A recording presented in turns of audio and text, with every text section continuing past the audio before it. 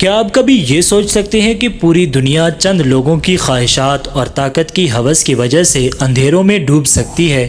سن 1939 ایسا ہی ایک وقت تھا جب دنیا کا ہر کونا ایک خوفناک جنگ کی طرف دھکیلا جا رہا تھا۔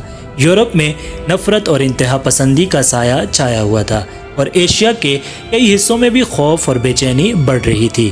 مسلم فوج کی داستان اس وقت شروع ہوتی ہے جب ہزاروں جوان اپنے گھر، اپنے شہر اور اپنی زندگیاں پیچھے چھوڑ کر جنگ کے میدان میں اترتے ہیں۔ ان سپاہیوں کا مقصد صرف ملک کی خدمت نہیں بلکہ اپنے لوگوں کی حفاظت اور انسانیت کے لیے لڑنا تھا۔ لیکن ان کے سامنے صرف دشمن کی بندوقیں ہی نہیں تھیں بلکہ ان کے اندر بھی خوف، تنہائی اور نفسیاتی کشمکش موجود تھی۔ برطانوی اور فرانسیسی افواج نے اپنی صفوں میں مسلم رضاکاروں کو شامل کیا، جبکہ کچھ سپاہی محور طاقتوں کے ساتھ بھی شریک ہوئے۔ ہر سپاہی کی زندگی خوف، ہمت اور اخلاقی سوالات کے بھنور میں پھنسی ہوئی تھی۔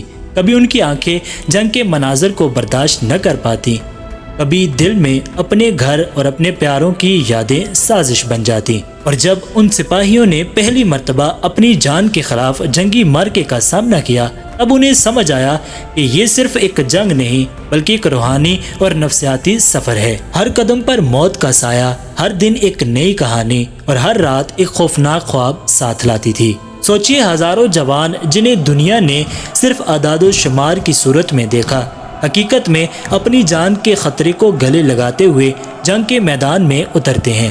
مسلم فوج کے سپاہی مختلف ممالک اور ثقافتوں سے تعلق رکھتے تھے، مگر ان کا ایک ہی مقصد تھا: انسانیت اور اپنی عزت کی حفاظت۔ شمالی افریقہ کے ریگستانوں سے لے کر یورپ کے محاذوں تک ان سپاہیوں نے اپنی بہادری اور شجاعت کے ثبوت دیے۔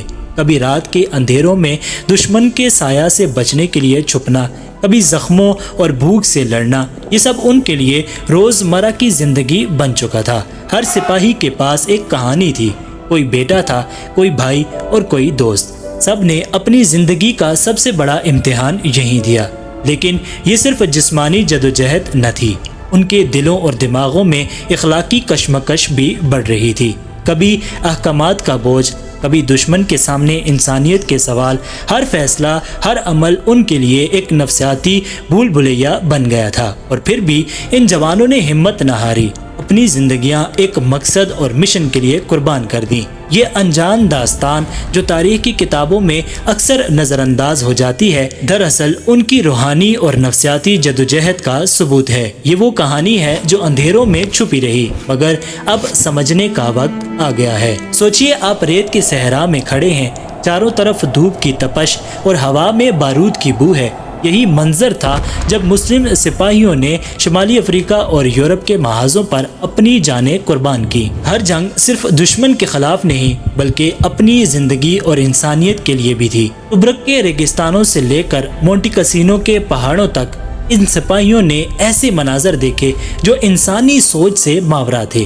دوستوں کے ساتھ گرنا، اپنی آنکھوں کے سامنے بھائیوں کی موت دیکھنا اور خود زخموں سے لڑنا، یہ سب ان کے لیے نفسیاتی صدمہ بن گیا۔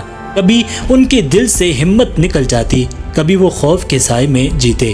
یہ صرف جسمانی جنگ نہ تھی، ہر سپاہی کی روح پر جنگ کا بوجھ تھا۔ ہر دن زندہ رہنا ایک نفسیاتی معرکہ تھا۔ کبھی وہ خود سے سوال کرتے، کیا میں واپس گھر جا سکوں گا؟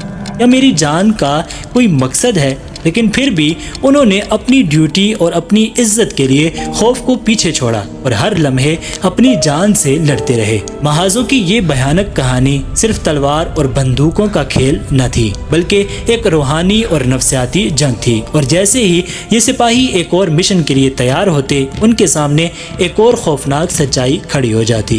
کیا آپ سوچ سکتے ہیں جنگ کے میدان سے زیادہ خطرناک چیز کیا ہو سکتی ہے؟ یہ ہے سیاست کا اندھیرا، جہاں ہر فیصلہ صرف تلوار سے نہیں بلکہ چھپی ہوئی چالوں اور غداریوں سے ہوتا ہے۔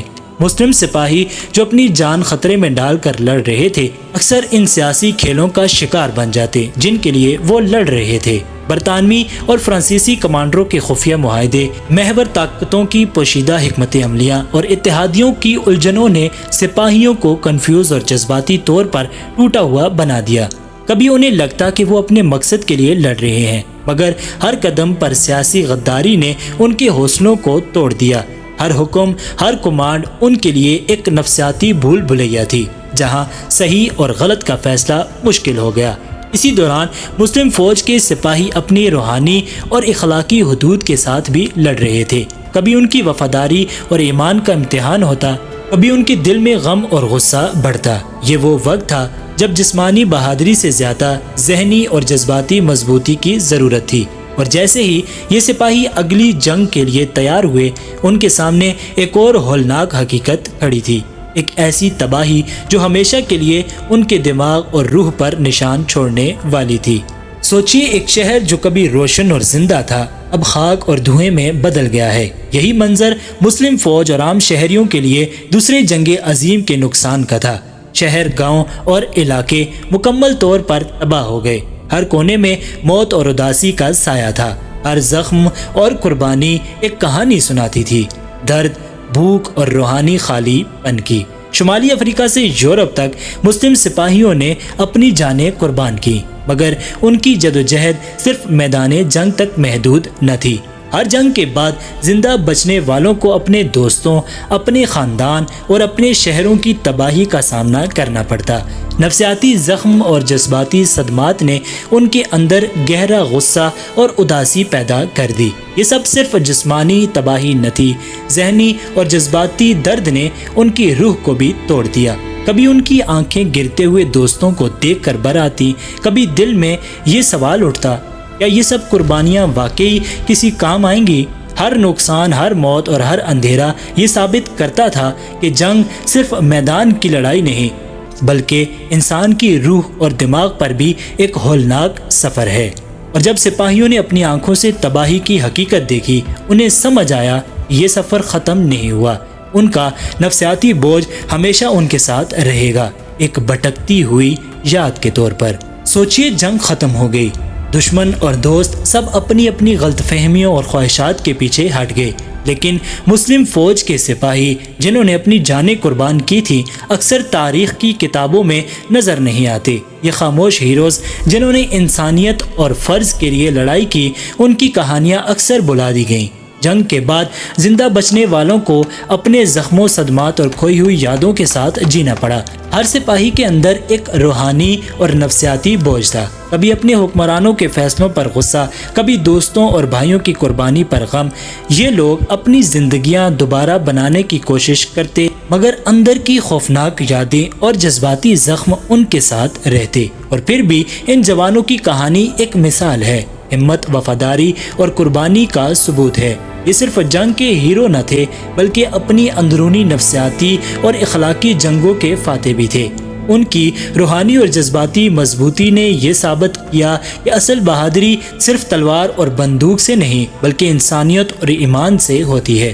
مگر یہ کہانی اب بھی نامکمل ہے، کیونکہ ان خاموش ہیروز کی قربانیوں کا اصل مقصد اور ان کی پہچان ابھی دنیا سے چھپی ہوئی ہے، اور اس راز کا سامنا کرنے کے لیے آگے ایک اور چونکا دینے والی حقیقت انتظار کر رہی ہے۔ سوچئے، ایک ایسی دنیا جہاں جنگ ختم ہو گئی، دشمن گر گئے، لیکن ان قربانیوں اور زخموں کے نشان ہمیشہ باقی رہ گئے۔ مسلم فوج کے جوان جو اپنی جان داؤ پر لگا کر انسانیت اور فرض کے لیے لڑتے رہے، ان کی کہانیاں صرف تاریخ کی کتابوں میں نہیں، بلکہ ان کے اندر کے درد اور ان کے خاندانوں کے روحانی بوجھ میں بھی زندہ ہیں۔ یہ کہانی ہمیں ایک تاریخ اور نفسیاتی حقیقت سے روشناس کراتی ہے۔ جنگ صرف زمین اور طاقت کے لیے نہیں لڑی جاتی، بلکہ انسان کے دل اور دماغ پر بھی ہمیشہ کے لیے ایک سایہ چھوڑ جاتی ہے۔ ہر قربانی، ہر موت اور ہر نفسیاتی جدوجہد ایک سبق ہے کہ اصل بہادری اور انسانیت صرف جسمانی جرت نہیں، بلکہ جذباتی اور اخلاقی مضبوطی میں بھی ہے۔ آج بھی اگر ہم ان خاموش ہیروز کی کہانیاں سمجھنے کی کوشش کریں تو یہ ہمیں سوچنے پر مجبور کرتی ہیں کہ ہم انسانیت اور فرض کے لیے اتنی ہی ہمت دکھا سکیں گے کہ ہم اپنی زندگی میں ان کی قربانیوں کو یاد رکھیں گے، یا یہ صرف ایک ڈرونی میراث بن کر رہ جائے گی۔ دوسری جنگ عظیم کی مسلم فوج کی کہانی صرف تلوار اور بندوقوں تک محدود نہیں ہے، یہ ایک روحانی، نفسیاتی اور جذباتی سفر ہے جو ہمیشہ ہمارے دل و دماغ پر ایک سایہ چھوڑتا ہے، اور یہ سایہ ہمیشہ ہمیں یاد دلاتا ہے کہ اصل جرت اور قربانی ہمیشہ نظر آنے والی نہیں ہوتی، بلکہ وہ خاموش اور بھولی ہوئی ہوتی ہے، مگر اس کا اثر ہمیشہ باقی رہتا ہے۔